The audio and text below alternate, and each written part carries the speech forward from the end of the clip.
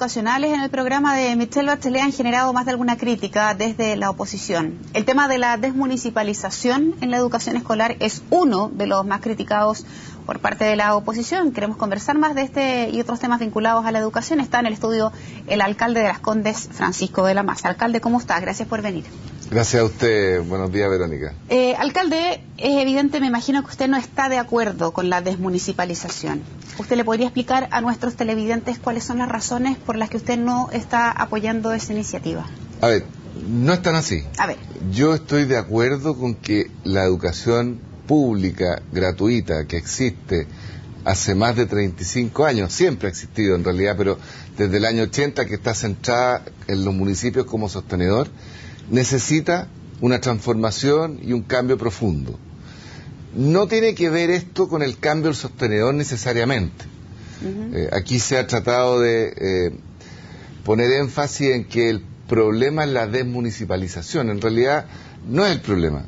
El problema tiene que ver con el abandono que ha tenido la educación pública gratuita, básica y media, en los últimos 25 años probablemente. Dado que estaba entregada a los sostenedores que son los municipios.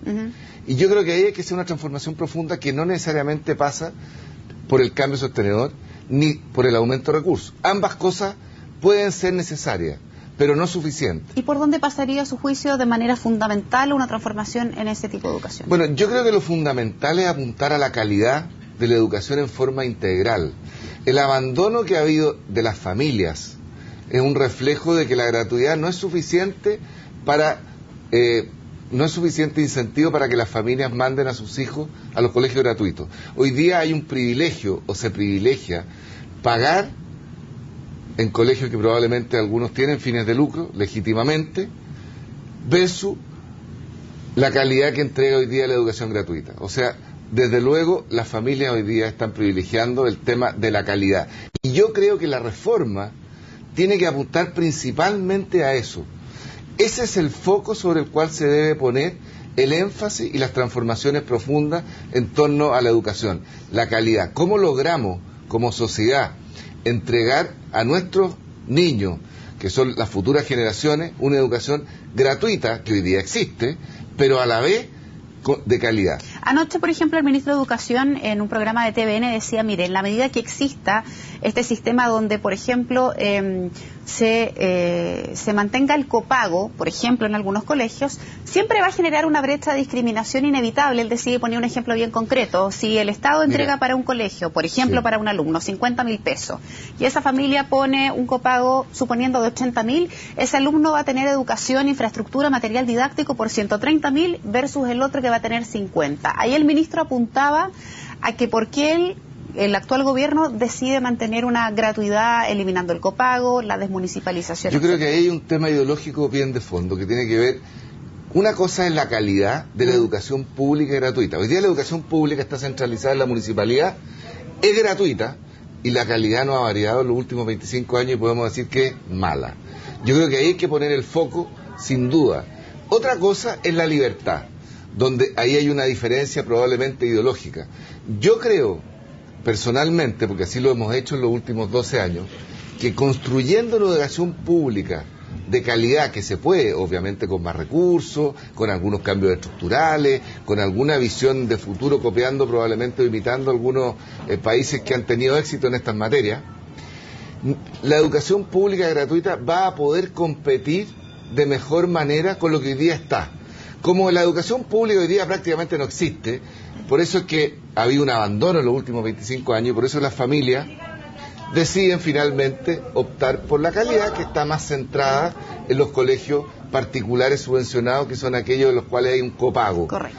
Pero el problema no está ahí. El problema está en la educación pública, que es de mala calidad hoy día. Si nosotros centramos esta reforma en mejorar en forma importante la condición de educación que se entrega, no solo centrado en lo pedagógico, que es el rendimiento de lenguaje, matemática, también en forma integral en los alumnos, en la formación. Es muy importante para un país niños bien formados, formados con valores, etcétera, Desde ese punto de vista, yo creo que podemos ser mucho más competitivos. Nosotros en la comuna de Las Condes, porque a mí me dicen muchas veces, no, alcalde, es que usted tiene plata.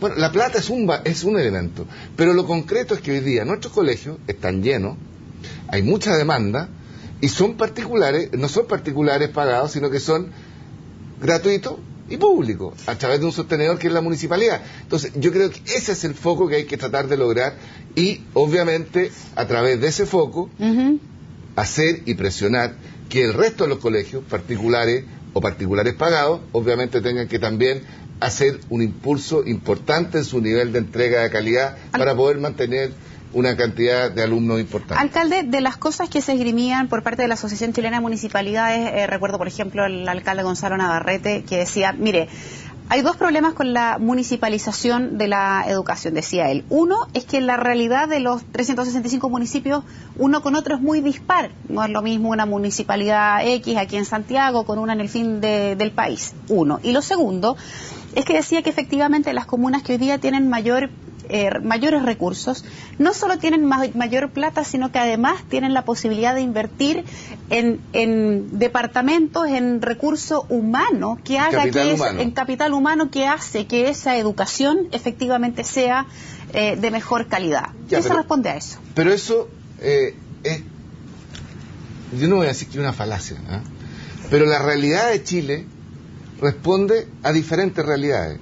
La región metropolitana, la quinta región, la sexta, la séptima, cada una tiene sus realidades y son diferentes. Lo vemos hoy día, por ejemplo, en el tema de la salud, que a mí me preocupa igual que la educación. Hoy día lo que cuesta es llevar especialistas a regiones. Entonces, el tema de fondo del capital humano es una realidad producto de la falta de descentralización del país, de haber generado condiciones adecuadas para eso. Por lo tanto, el pensar que cambiando el sostenedor de una municipalidad chica a una entidad diferente, en la misma región o en la misma comuna va a cambiar sustancialmente, es una entelequia. Puede ser que efectivamente, si uno establece un control más allá de una comuna, sino que por tamaño de habitantes, por ejemplo, ¿ah? Aquí las comunas de Santiago tienen promedio 200.000 habitantes cada una, y hay comunas en regiones que tienen 20.000 habitantes. Entonces, si uno lleva el tema de la educación probablemente a un número de habitantes por territorio, ahí uno podría plantear efectivamente que el mejoramiento en términos del capital humano, los profesionales a cargo, pudiese mejorar sustancialmente, pero de eso hasta ahora no hemos sabido porque la reforma todavía no se presenta. Alcalde, ¿usted cómo ve que se podría establecer problemas muy concretos que podrían generarse si es que efectivamente se logra concretar esta desmunicipalización? Hoy día quienes están a cargo de entregar la educación tienen, entiendo, contratos con el municipio. Ese es el sostenedor, son funcionarios que prestan servicios a la municipalidad. ¿Qué pasaría con eso? ¿Qué va a pasar con los profesores, con los asistentes de la educación, con las personas que hacen el aseo, que son funcionarios del municipio, pero que con esta reforma no sé en qué van a quedar? Mira, Verónica, todo eso puede cambiar. Yo creo que esos son problemas bastante menores. De hecho, cuando se hizo el traspaso del año 80, se traspasó a las personas con los contratos, con continuidad de giro. Yo me imagino que eso es algo que podría ocurrir, y fácilmente. Basta que esté aplicado en una ley y se acuerde con, de alguna manera, los gremios respectivos, y bastaría la continuidad de giro. Pero el tema de fondo tiene que ver con cómo o qué estamos proponiendo en la reforma para efectivamente asegurar a las familias que los niños que hoy día están aprendiendo de verdad en 4, 5, 6, 7, 8 años más, aprendan 1,5 o 2, un 50% más. Y yo creo que en eso todavía no hemos visto nada que apunte a esa necesidad que tiene de verdad el tema de la educación. Porque, insisto, hoy día hay educación gratuita. La educación gratuita ha sufrido un abandono por parte del Estado, producto de esta descentralización a través de los municipios. Y hoy día se pretende hacer una reforma que, a mi juicio, es tan amplia. Ayer el ministro Izaguirre dijo que tenía que hacer 100 proyectos de ley para adecuar la reforma, tan ambiciosa que probablemente, si no lo hacemos focalizado en los temas concretos que necesitamos abordar hoy día y tomamos esto en un globo, probablemente va a ser un fracaso. Alcalde, le quiero agradecer mucho haber venido a CNN a comentarnos su posición respecto a este tema. Que tenga un muy buen día. Gracias a ti, Verónica, por la invitación. Buenos días.